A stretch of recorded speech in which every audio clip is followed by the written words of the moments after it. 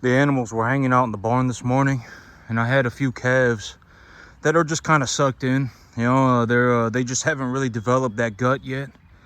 And one of the animals is kind of got his head low, and the other one of them has a drooping ear. But it's not too bad. But I gave him a shot of antibiotics, and when I gave him the shot of antibiotics, I could feel that there was a heat coming off of his body. And so he's got a little bit of a fever, and so I went ahead and gave him antibiotics, and I put him in the preconditioning pen so that they just to give him a couple of days in the preconditioning pen. Why not? And so maybe they'll eat some more food while they're in there. One of the animals that sucked in, she pooped when I walked up on her. She pooped, and she's not having a massive scouring or anything like that, so that's good. She just needs a little bit more time to develop that rumen. And so right now, while the other calves are sitting back there hanging out, just sleeping out in the open. And tomorrow I'll be fertilizing my lease property. Okay, tomorrow I'll be fertilizing my lease property. My ground here is pretty dry, so I would think that the ground over at the lease property is going to be pretty dry too. But I was thinking about this morning. But me, when I first started my farm, right now I run about 150, 200 cattle a year, right? I run about 150, 200 cattle a year. It's been 6 months and I've already ran 90, and within the next month. And the owner of the lease property that I was talking about, I may have another lease property lined up. That owner actually got back to me yesterday, and he said that he wants to meet me. He wants to see me this weekend. So I said, okay, So he did get back to me, right? He was saying that I could get started on the second week of June, and he got back with me yesterday and said he's looking to meet me this weekend. And so I got that squared away. And when I got that squared away, I'll be that'll give me some extra runway to grow my herd. But it's not going to be a lot, right? I mean, maybe I can grow my herd by 20 animals, 10 animals, something like that. On these lease properties, I don't fill them. I put about 20 animals. All right, it's about 45 acres, and I'll put about 20 animals on it. And so, I got maybe I can I can grow the size of my herd by about 20 animals, all right? But it's not going to be like, now I can re-leverage myself and take all of the money that I'm making and put it back into my business. It's not going to be like that. And for me to get something to a point like that, realistically, I either need a 100-acre field that I can live at, or I need like a, something like that, or I need a 200-acre lease property. All right, one of those, something like that. Or, I'm looking to buy myself a, maybe 200, 300, 400-acre property. And, I've taken a look at it. But, the whole thing about this is I was actually thinking about this morning. But when I first got started, I probably, even running 70 cattle a year would have probably been borderline impossible. I talk about this in terms of a realistic sense. Like when I do this, it looks easy because when you take a look at what I'm doing and you actually take a look at my numbers, it's borderline like one of the most, I effectively have some of the best financials on the entire planet. Legitimately, I would be, okay, and here's the thing, I would be willing to bet that between now and the end of the year, I will make over $250,000. All right, I would be willing to bet between now and the end of the year, my cattle business will make over $250,000. All right, if I can get a piece of real estate squared away, I might even be able to do more than that. All right, and so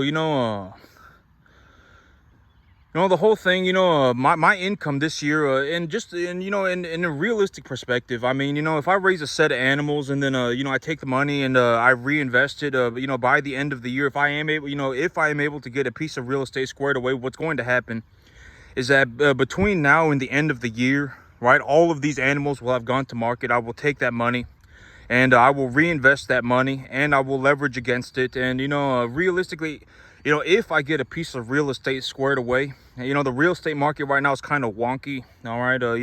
Properties are on the market for a long time. I've seen a lot of price cuts. And you know the whole saying, don't catch a falling knife. All right, don't catch a falling knife. I'm kind of waiting for this thing to bottom out, and I am while I'm doing that, I am looking for lease properties. Okay, I'm looking for lease properties. The owner got back with me yesterday and said, he'd like to see me this weekend. So I said that's cool. I'll be over there. And so the real estate market is kind of in this wonky situation right now, right? The bond is kind of just volatile. The U.S. Treasury bond is very volatile right now, and it's kind of it's creating problems for the real estate market, especially for residential real estate, right? Real estate that more or less people like you and me buy. The average person buys. Even a $4 million field, even a $3 million field is a $2.5 million field is still effectively just small real estate, right? I mean, we're not talking about like a skyscraper. All right, we're not talking about like a mall, right? I mean, it's not like a giant building. We're not talking about like a 200 unit apartment building. And so, even a $2.5 million, 350 acre field is still effectively small real estate. And so, the volatility in the bond market is making things hard, and people just don't have money right now. I mean, a lot of people don't have money. Do I not have money? Absolutely not. But, over the last 2.5 years, I have legitimately skyrocketed. All right. And I'm not saying that to be I'm not saying that to be inconsiderate, right? It's what, at the end of the day, I worked for it. All right. I worked for it. If you want to know what it's like, then go and do it. Nobody cares about your opinion. All right, the whole thing is I actually worked for it. All right, and it is what it is. I'm not going to go and be poor. All right. I worked for it, and I am continuing to work for it. And I mean, it is what it is. All right. And the whole thing about this is like me, when I first started, even 70 cattle a year would have been borderline like impossible. All right, borderline impossible. I probably could not have done it. But as of right now, even 150, 200 cattle a year is not hard. All right, it's not difficult. It's not difficult for me. I can do it, no problem. And so I'm actually looking to push myself to do better, right? I'm actually looking to push myself to do something more difficult. I would like to get myself to a point. One of my goals right now is, within about the next 365 days, I would like to be running about 1,000 cattle a year by myself. All right, I think I can run about 1,000 cattle a year by myself, because I thought about it and I was like, you know what? If I had, imagine like this 10-acre field. Like imagine that, my whole thing is like, imagine that I bought 350 acres, right? If I bought 350 acres, and I made 3, 4, 5 of these 10-acre pens, right? And I just made them with barbed wire. Barbed wire is not very expensive, making a fence with barbed wire is not very expensive. I don't have to use panels, right? I've used panels for, I've used a goat fence for this, there's goat fence on this particular field, but I don't need to use goat fence, right? I don't need to use panels. I can just use barbed wire. And if I make 3, 4, 5 of these preconditioning pens, I could do 5 of these at a time, right? I could do 5 of these at a time, and if I do 5 of these at a time, I could precondition about 150 cattle at a time, right? I could precondition 150 cattle at a time, and then once they're preconditioned, I can just cut them out to the grass, right? If I have a 350 acre field that's fenced, and I use 50 of it, I chop it up into 5 preconditioning areas, 10-acre preconditioning areas, and then the rest of the 350 acres is just an open grass pasture. I can just precondition the animals and then cut them out onto the grass, right? And in all honesty, you see all of that back there. I mean, realistically, all of that back there is not even being used right now because, and realistically, I would only need whatever, 5 acres, 3 acres to precondition 30 calves, all right? Like this right here, this is about 3 acres, right? I mean, and so realistically, if I could even make 10 of these, right? Instead of 5 10-acre fields, I can make 10 3-acre fields, and I could precondition 30 animals in each 3-acre segment, right? The whole idea of having a preconditioning area is that the area is very small, right? And I can keep a good eye on the animals effectively 24/7, right? And it's also very easy to take them into the chute, right? Because they need their shots, right? I still have to give them their shots. If they need antibiotics, I'm gonna have to give them their antibiotics. It has to be very easy to get them over to the chute. All right, so I mean, in something like this, it's not even gonna cost whatever, a few $1,000s, right? Just setting up a barbed wire fence on 3 acres, it's not gonna cost a lot of money. Maybe like $5,000, I don't even know. But it's not gonna cost a lot of money. I mean, barbed wire fencing is not very expensive. And so, I've thought about it, and I was like, you know what, I probably could, if I run 350 cattle at a time, if I do this exact same thing, but I do it 10 times over, and I run 350 cattle at a time, then I would be running about 1,000 cattle a year, right? I would be running about 1,000 cattle a year, and if I did that, then I could do it. All right, I could do it, and if I needed to, I would hire myself a veterinarian. All right, I would hire a veterinarian to help me with the animal medication, right? I could take care of the animals, and then the veterinarian, if I see a sick animal or whatever, I can send have the veterinarian take care of it, or whatever, right? And so I figured I could do it. I could do it. I could probably run about 1,000 cattle a year by myself. I probably could. All right, I already run, and the whole thing is I already run about 200 cattle a year by myself, right? About 150, 200 cattle. I could do 1,000. That would only be like me doing everything that I'm doing right now 5 times over. And the whole thing about this is like, when I farm cattle, when I run cattle, I effectively make enough money. I already make enough money to buy anything on the entire planet, okay? I already make enough money to effectively buy anything on the entire planet. Granted that I'm not going to be an idiot. Right? Granted that I don't go and buy drugs. Granted that I don't go on a mystical, magical journey. Granted that I don't go and drink a bunch of booze.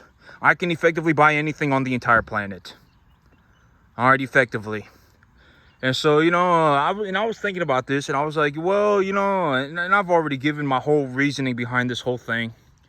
Right? When I take a look at my situation, I am making a drastic amount of money.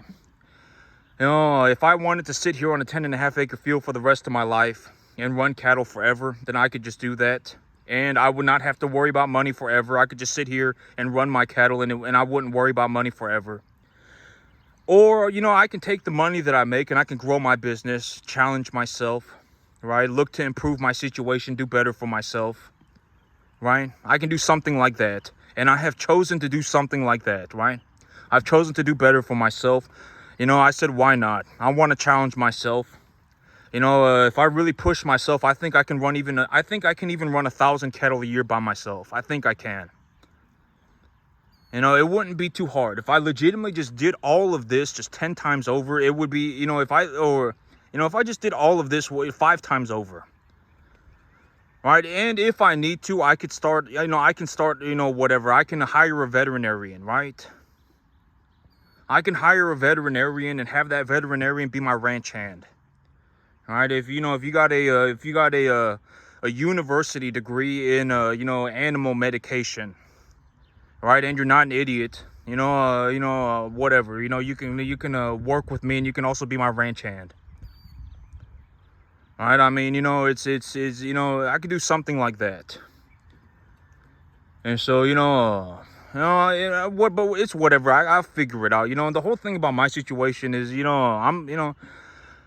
that's what I'm looking to do, okay? That is what I am looking to do. That's what I've decided to do.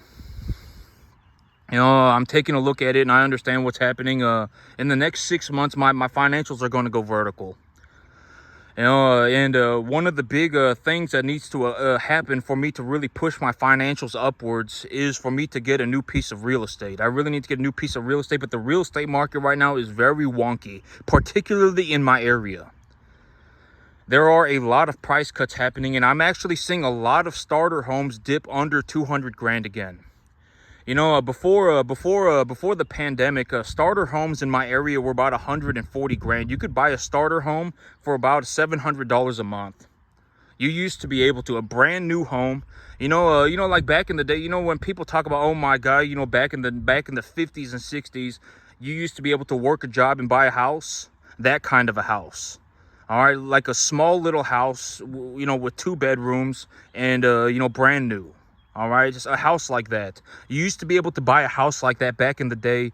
You know, not even back in the day, before the pandemic and all of the money printing happened. You know, before that, you know, you used to be able to buy a brand new starter house for like 120, 140 grand. It's not going to be a giant house, but it's going to be like it's going to be a small house. And it's brand new, all right? And, you know, and whatever, right? It's brand new and it's small. Maybe 2 bedroom, maybe a 650, 750 square feet, something like that. Or not 750. I think it was going to be like a 750, or maybe even up to 1,000. I don't really remember, but I mean, it's been, you know, 5 or 6 years, you know, since I've, you know, taken a look at, you know, just whatever for that. But, you know, you know, you used to be able to buy a starter house, and then those starter homes went from like 140 grand to like 200 grand. And those starter homes are now starting to fall to about 180. So the market is going down, and I am starting to notice that prices are going down. And so, you know, I'm like, you know, I kind of just want to see how this whole thing bottoms out, because right now the economy is still kind of in a rough spot. All right, the economy's in a rough spot.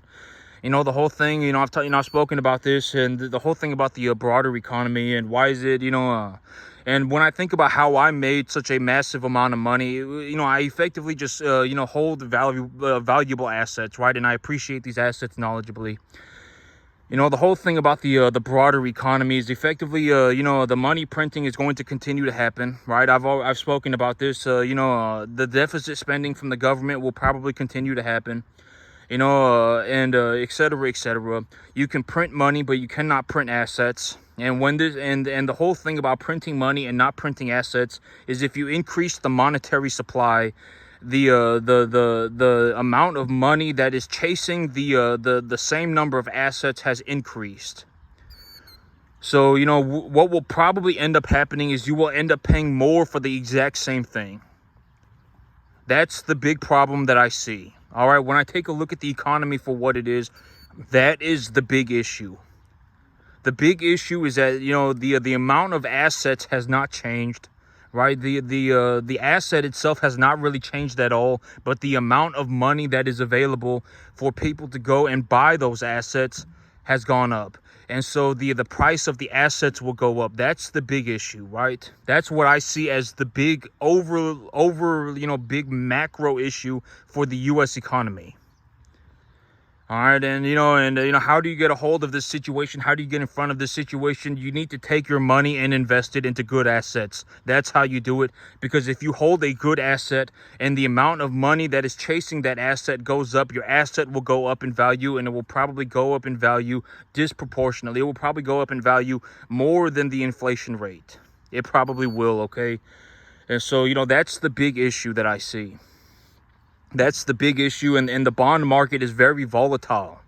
The bond market, particularly, the bond market. You know, I watched the you know, stock ticker TLT. You know, the 20+ year treasuries.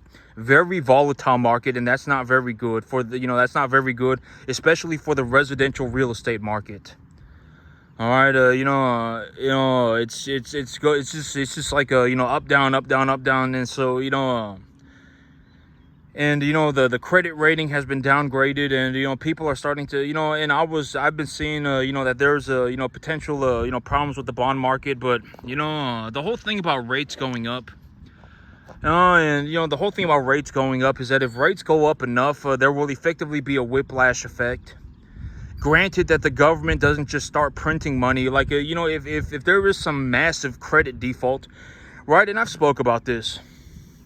The whole thing about a massive credit default, right? If I legitimately see a massive credit default about to happen, or it is happening, like if I personally see it, I will legitimately make a video and I will say, I believe that there is a massive credit default happening right now. Right, but right now, and I even said this a year or two ago, I don't see a massive credit default on you know happening like in the next whatever, in the next soon. I don't if I legitimately see it, I will say that, you know, I believe that it is happening, right? I mean, you know, and et cetera, et cetera. But, you know, I personally think that the big issue with the economy right now is not a massive credit default.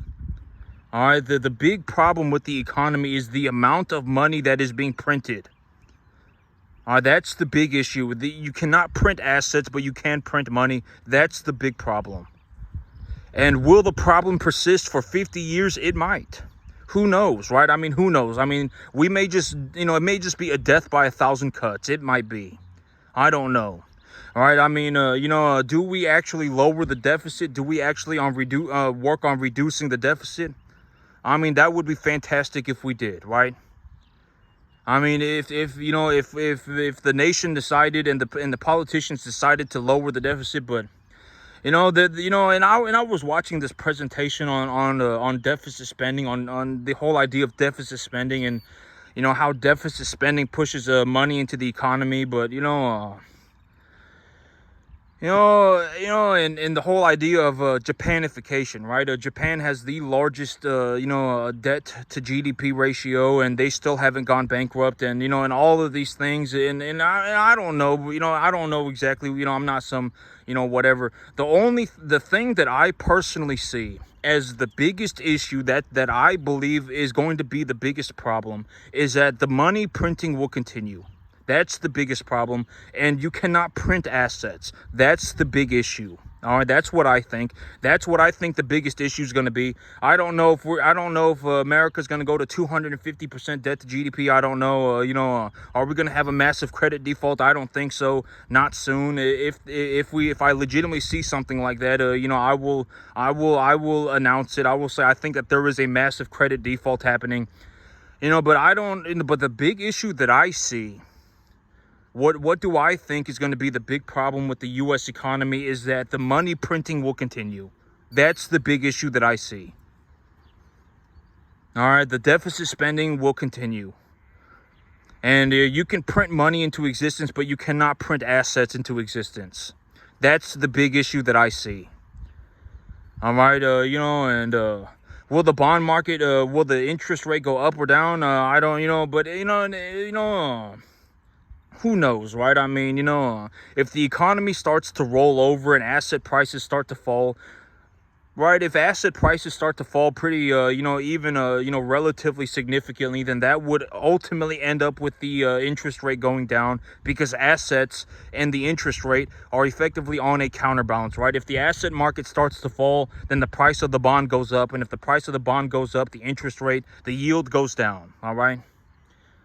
And so, what do I exactly, I don't know. All right, I don't know. But, in terms of what do I hypothesize, what do I think will be the big problem, for the foreseeable future? It will be the continuation of the money supply expanding. That's what I think. That's what I think the big issue is going to be. All right. Oh my God. National debt default, and sovereign debt default, and I don't know about that stuff. I don't know. Will that happen? Technically, right? And the whole thing. And I've actually seen a Warren Buffett's argument on this, and I actually agree with Warren Buffett. In terms of talking about money. In terms of legitimately talking about money, I think that Warren Buffett does the best. He thoroughly understands when Warren Buffett talks about money, it's very interesting. And the way that Warren Buffett put it, and I agree, and I listened to this idea, and I was like, this is a very reasonable way to look at it. The U.S. cannot default on its debt because it prints its own money. All right, the U.S. cannot default on its own debt because it prints its own money. If it feels like it's going to default, it will just print more money. All right, and then that leads back to the problem that I see happening, right? That leads right back to the problem that I see happening. And the problem that I see happening is that the deficit spending will continue. All right, the money supply will continue to expand. That's the big problem that I see. It will continue to happen. All right, I don't think that there's going to be a sovereign debt default. I don't, and the whole thing is that, how can you default on a debt if you owe it in a currency that you print yourself, right? And so, I don't know if there's going to be a massive credit default. Some people are hypothesizing. I actually see people in the commercial real estate business. I see a lot of people in commercial real estate saying that they're starting to wave the flag. They're starting to wave the red flag commercial real estate is looking like it's going to be in big dookie water. All right, some people are saying that commercial real estate might be the next big commercial default. And it might be, right? I mean, you know, when's the last time you went to a mall, right? When's the last time, you went to an office, right? Or, I guess offices, they're using more of them now. But when's the last time you went to a mall, right? A big retail building, practically, and if practically, not ever, right?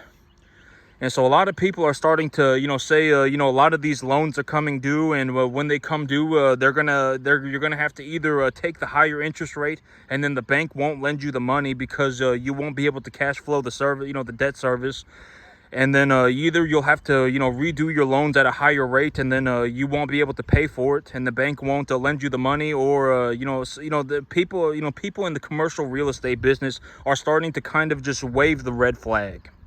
Could that happen? Sure, it could. I mean, and I guess, if out of all of the arguments that I've seen, the one about the commercial real estate is kind of, I guess, what I would consider to be a legitimate concern. All right, and if there's a massive problem, if there's a massive credit default in the commercial real estate business, in the commercial real estate sector, maybe that could happen, right? I don't think that there's going to be a sovereign debt default. I don't think that that's even possible. Because how can you default on a debt that you owe in a currency that you print, right? It's not going to happen, right? And so, maybe there's a massive commercial credit default, maybe. I've been taking a look at this whole situation, and China is having a lot of problems right now too. China cannot stop their economy from deflating. Is what I'm seeing. There's a lot of problems right now with the Chinese economy. And there are, and it is what it is. But in terms of the U.S., I mean, maybe there's going to be a commercial credit default, maybe. All right, and so but that's the big issue as I see it. In terms of having a big issue with the U.S. economy, I believe that the biggest issue is going to be that the deficit spending will continue. That's what I see, okay? That's going to be the big macro problem from what I see. And, that will cause problems with, the bond market. I speak about the U.S. dollar.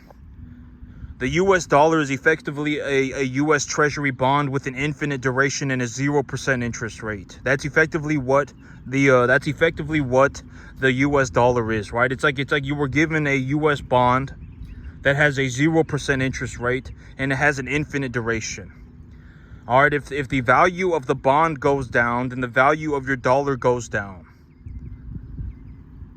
All right, and so, I've taken a look at it, and but the whole thing is that's what I see happening. At the end of the day, I would, just as an American citizen, right? Just as a, I want to see this country do extremely well. Right, that's the whole thing about me. I legitimately want to see America do very well. Right, America gave me all of my opportunities. I could not have made it like this if I was not born and raised, where I was. If I was not, if I was not effectively born in Central Texas and raised and given, I would not have had these opportunities. All right. When I take a look at my situation, like if I was born in whatever, right? In Oklahoma, maybe. Kansas, maybe. But not. I don't think Kansas. In Oklahoma, maybe. If I was born in Oklahoma, I could probably still do this. I could probably still do this, if I, but, more or less Central Texas. If I was not born in this area, and I would not have been able to make it. All right, and I want to see this country do very well. And I believe that the biggest issue is going to be the deficit spending. The increase of the monetary supply. And, in terms of a realistic sense, and I talk about this, but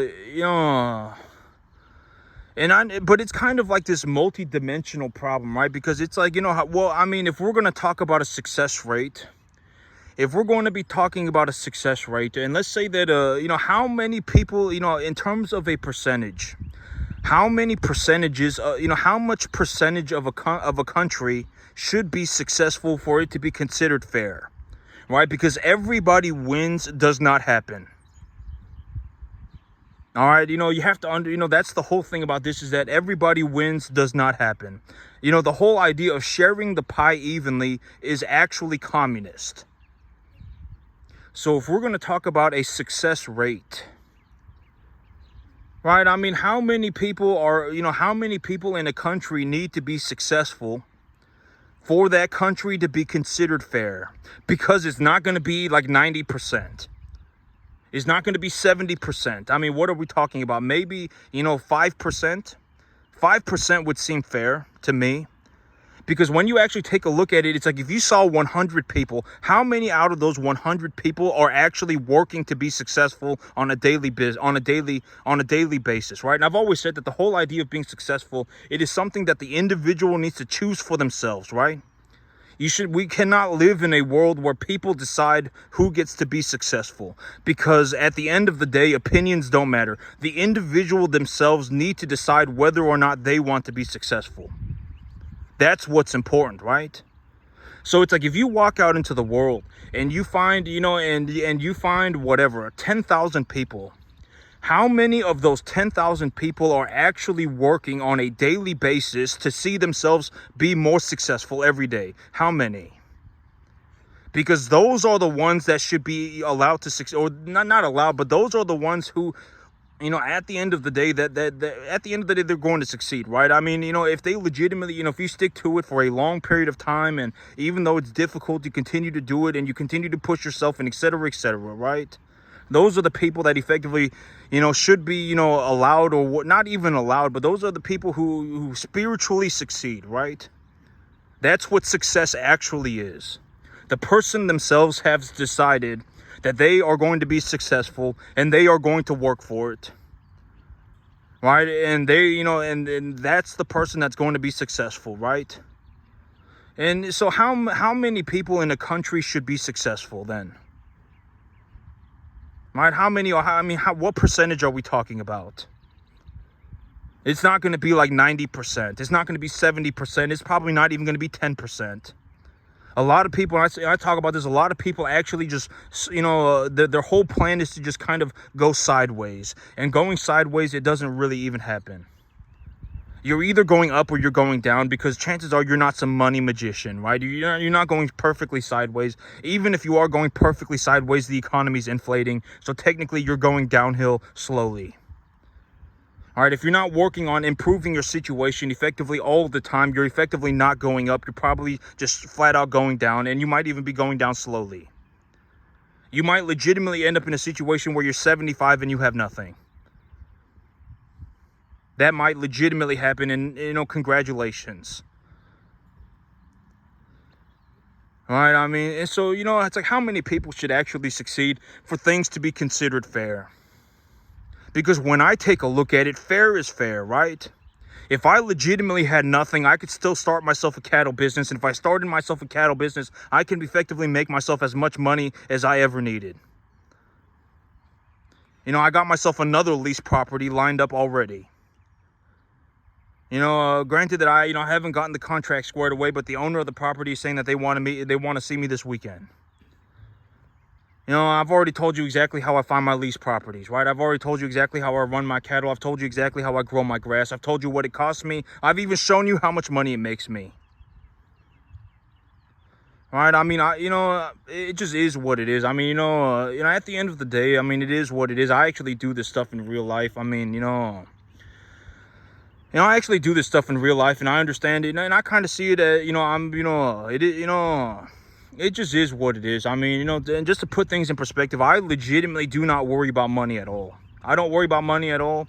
If I felt like it was the best form, even if I legitimately felt like sitting on this 10.5 acre field for the rest of my life, I could, I would still effectively make, enough money to do anything on the planet.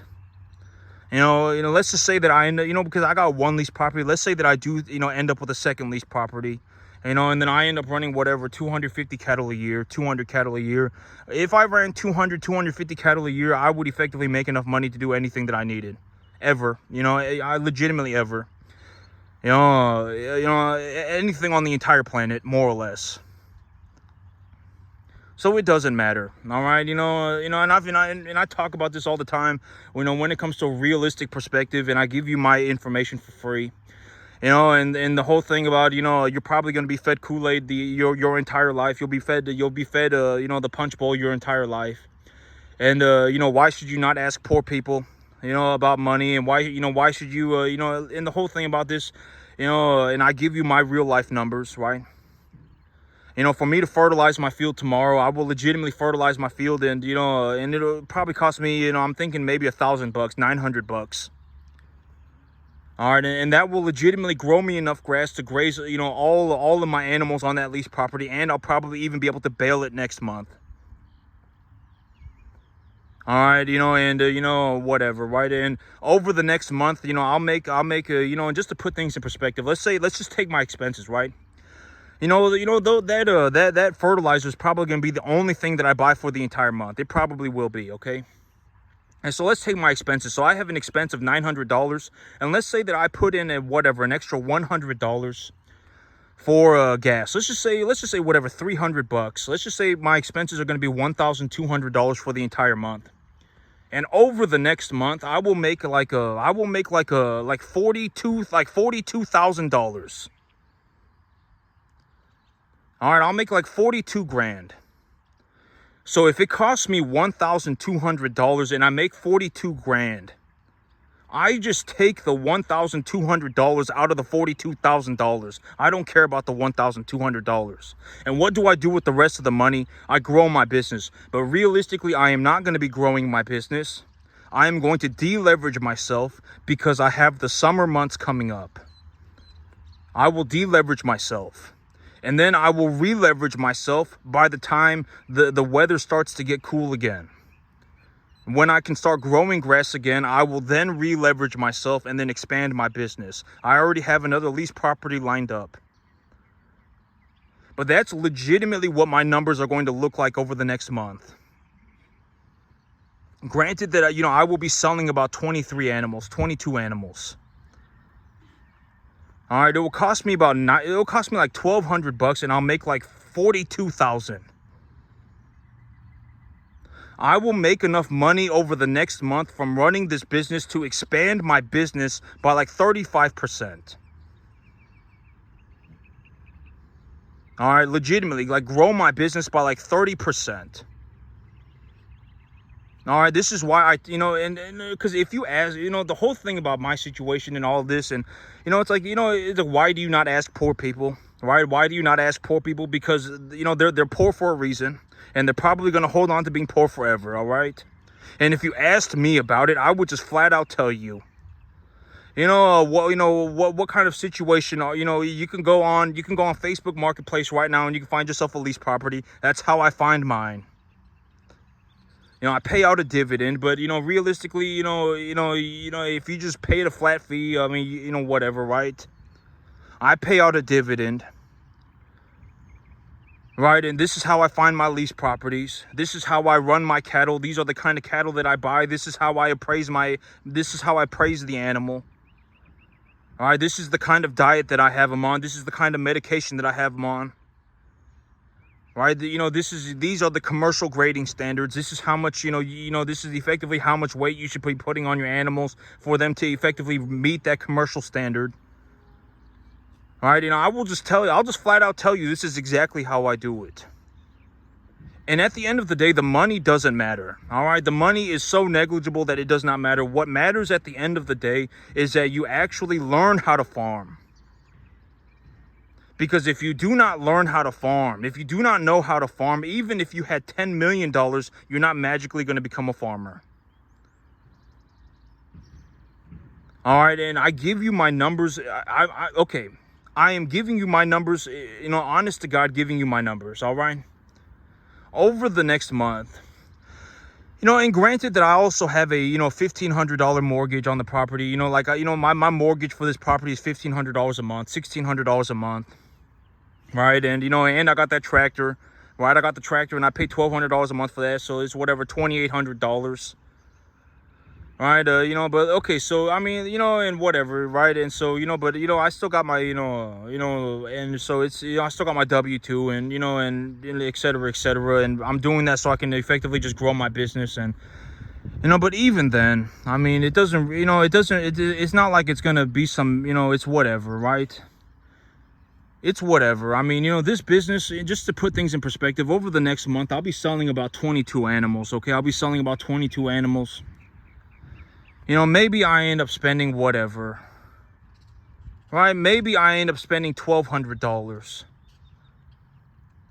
All right, and if I spend $1,200 and I make 42,000, I just take the 1,200 out of the 42,000.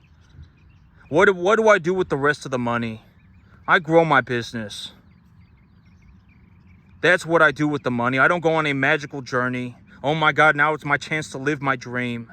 Nothing like that. I just make more money with it. And if I want to buy something, I just buy it. I don't even have to think about it anymore. Effectively, anything on the planet, I can already buy it. That's what I do with my money. All right, I'm telling you, this is how I do it. All right, because chances are, you're gonna be fed the Kool-Aid your entire life. You'll be fed the punch bowl your entire life. And if anything else, and if anything, you might even start giving the other people the Kool-Aid, and you might start giving the other people the punch bowl. All right, and I'm here, and I am here to tell you that this is how I did it. I legitimately managed to make it, and this is how I did it. And my whole thing about it is it's like if you have nothing, if you legitimately have nothing, you're actually better off than being in the negative, right? I talk about this, the whole idea is like if you have nothing, you're actually better off than having ruined your financial situation. You're actually better off having nothing than being in the negative, right? Having nothing is kind of a superpower. And I talk about this idea of, if I were going to use my exact same business plan, if I was going to use my exact same business plan, but I was going to do it with $5,000 instead of $500,000, right? If I was going to do it with $5,000 instead of $500,000, right? It would still fundamentally be the exact same thing. And within 2 years, I could turn $5,000 into $100,000, no problem, right? And how would I do that? Number one, get yourself a lease property, grow some grass on it. After you've started to grow your grass and you have realized that your grass is effectively at somewhat of optimal biomass accumulation and the feed values are somewhat decent, then you go and you buy your cattle with the money that you have. You can probably buy about 5 cattle and about 1 tonnage of fertilizer with about $5,000, right? And if it's your money, if you have $5,000 in an investment, and let's just say that one of your animals dies, you still have 4 animals, right? And when you raise those 4 animals, granted that you do it properly, you'll still have enough money left over to buy 8. It's your money. It doesn't matter, right? This is the whole thing. It's like as long as you have an idea of what direction your investment is going and, you have a reasonable idea of how to appraise your assets. Because if you only have 5, okay, let's just run my business plan, but with $5,000 instead of $500,000. Let's just run my business with $5,000. If I had $5,000, I could buy 1 tonnage of fertilizer and 5 cattle, right? I could go and get myself a lease property and get 1 tonnage of fertilizer and 5 cattle. So I got myself a lease property. I got 1 tonnage of fertilizer and I got 5 cattle. I fertilized the grass and the grass starts to grow. I realize that the grass has somewhat optimal feed values, so I go and I buy my cattle. I buy my 5 cattle. I bring home the 5 cattle. And in a realistic sense, it would be more, okay, this is more of what it would look like. I buy my 5 cattle, right? I bring them home.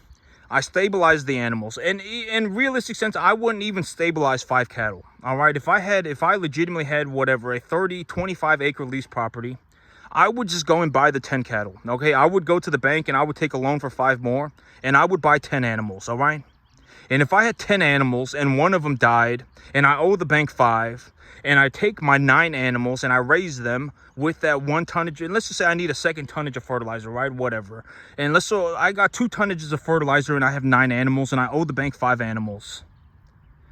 I could turn those 9 animals into 18 animals worth of money within about 6 months, right? Within about 5 or 6 months. And so I take my 18 animals and I pay the bank back their 5. Or better yet, I take my 18 animals, I invest all of the money, so I buy 18 animals. I still owe the bank 5, so I have 13 animals worth of money, and then I take a loan for 13 more. I would leverage against my balance sheet, right? And if I have 18 animals and I've stabilized those animals and I owe the bank 5 animals and I have 13 animals left over, right? Then those animals will have gone up in value. There will be an unrealized gain value on those animals. So if I leverage against the number of animals that I have and I do not leverage against the unrealized gain, then there is safety buffer. There is a safety margin in my balance sheet. Right? And if I did that 2 times, a year, which I don't, I do it 3 times a year because, my cattle gain very well. I grow grass very well, like borderline, like, when you take a look at my results are legitimately some of the best on the planet. I run 3 set of cattle a year. All right. And so, but let's just say I do it twice. If I even did that twice, within 2 years, I would have turned that 5 grand into over 100 grand very quickly with very, very, very minimal, anything, it wouldn't even be difficult for me. All right. The fundamentals are all still the exact same. You have a balance sheet. You have an appraisal value on that balance sheet.